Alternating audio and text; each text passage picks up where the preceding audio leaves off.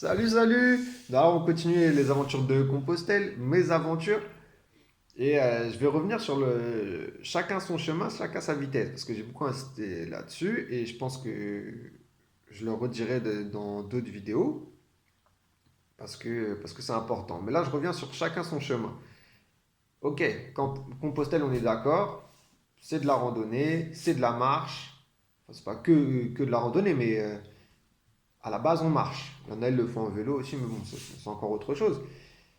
Et je reviens sur un couple de Hollandais que j'ai rencontré. Bah, justement, ceux dont je parlais qu'on failli avoir des problèmes avec des chiens. Bah, ce couple-là euh, avait une façon très particulière de faire Compostelle, très originale et assez intéressante. Eux, ce qu'ils faisaient, ils étaient partis du coup d'Hollande en camping-car. Et en fait, ils allaient à la prochaine étape en camping-car. Ils posaient leur camping-car et ils revenaient à l'étape précédente en faisant du stop. Et une fois à l'étape précédente, ils retournent à leur camping-car en marchant. Ouais, c'est un peu, ouais, il y a une petite gymnastique là. Et, euh, et moi, je les ai rencontrés, on a discuté 20 minutes, 30 minutes, et ils m'ont expliqué ça. Et je trouvais ça super original et vraiment intéressant. D'autant plus qu'ils arrivaient à se faire prendre en stop. Ça m'avait surpris parce que, bon, bah voilà, on sait un peu aussi comment on est les Français d'une manière générale, j'accuse personne, mais toujours être un peu méfiant. Là, prendre en stop les gens et tout, je trouvais ça vraiment bien. Ils me disaient que des fois, ils avaient du mal à être pris en stop, mais au bout de quelques kilomètres de marche, bah finalement, ils étaient pris. Donc, sauf quand ça arrivait, des fois, ils soient dans des endroits où il y a vraiment peu de passages. Là, c'était un peu plus compliqué. Mais généralement, quasiment tout le temps, ils s'en sortaient bien. Et il disait que des fois, les gens passaient, ils les prenaient pas en stop, et en fait, ils voyaient qu'ils avaient la coquille de Saint-Jacques-de-Compostelle sur leur sac. Donc, ils comprenaient tout de suite qu'ils faisaient Saint-Jacques-de-Compostelle. Et du coup, ils faisaient demi-tour et ils revenaient les chercher. C'est magique.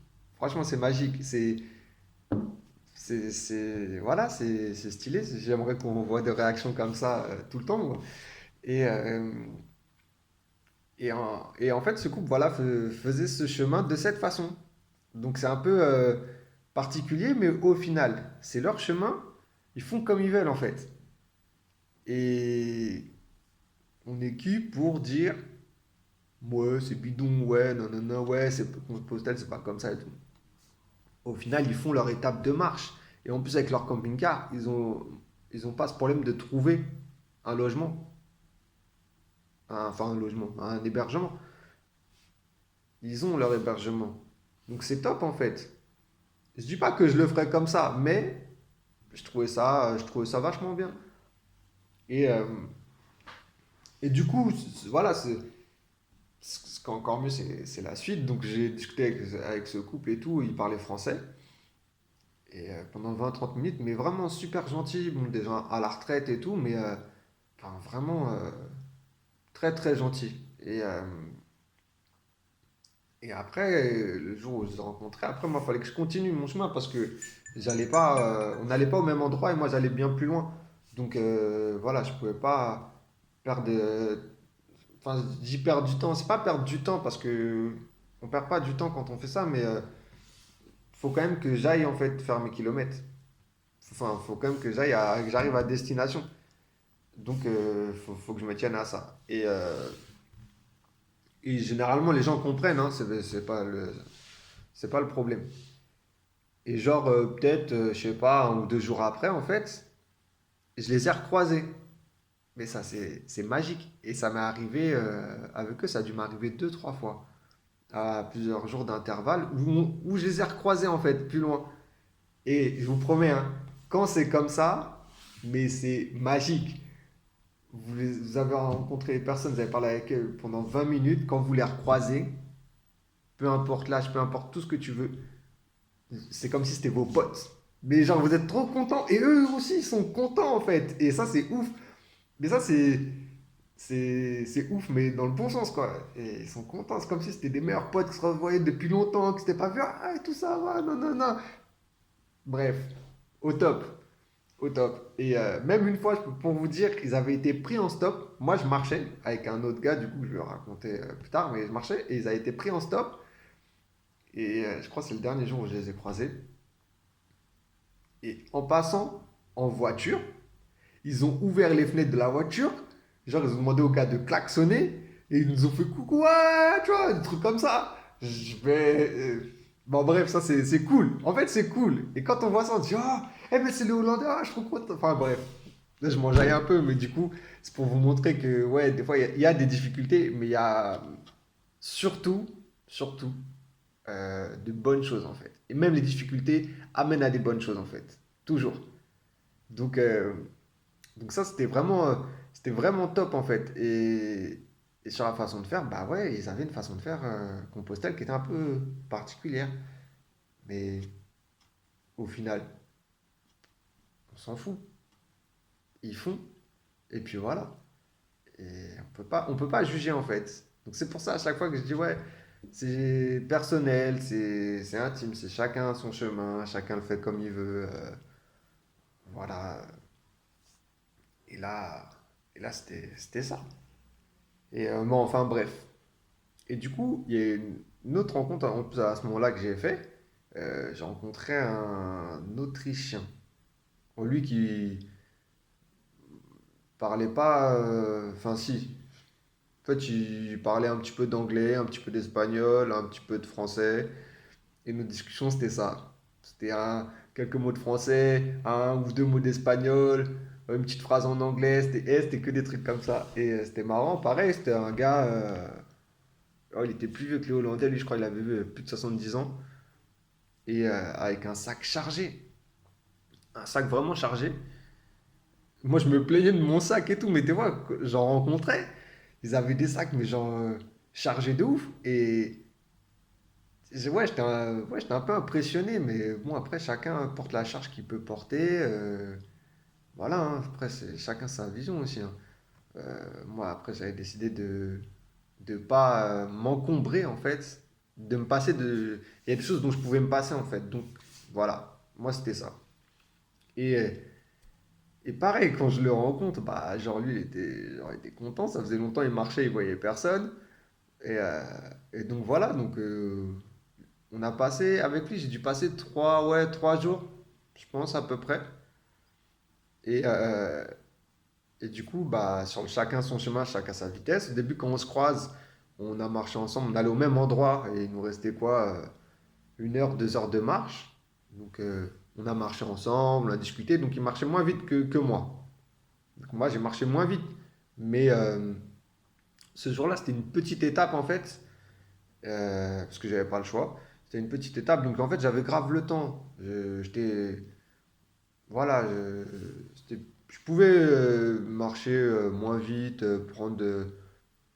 J'aime pas dire prendre plus le temps parce que j'ai pas fait mon chemin en mode speed non plus. Enfin, j'ai vraiment pris le temps, mais en tout cas, enfin, bref, je trouve pas les mots. En tout cas, je pouvais me permettre de marcher moins vite et de marcher à sa vitesse sans problème.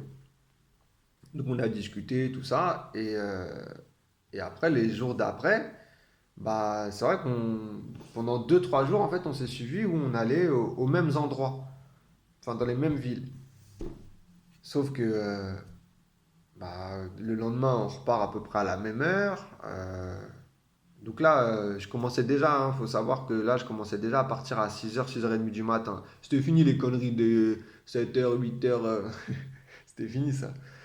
J'avais compris. Et c'est vrai qu'on marchait pas à la même vitesse. Et à un moment donné, dans le chemin, enfin, en gros, moi je lui ai dit, bon, on se rejoint de toute façon là-bas, je vais marcher, voilà. Mais parce que moi j'avais besoin de ça en fait. J'avais besoin d'être sur une allure plus dynamique. Et voilà, comme je vous le dis, chacun sa vitesse, chacun son chemin.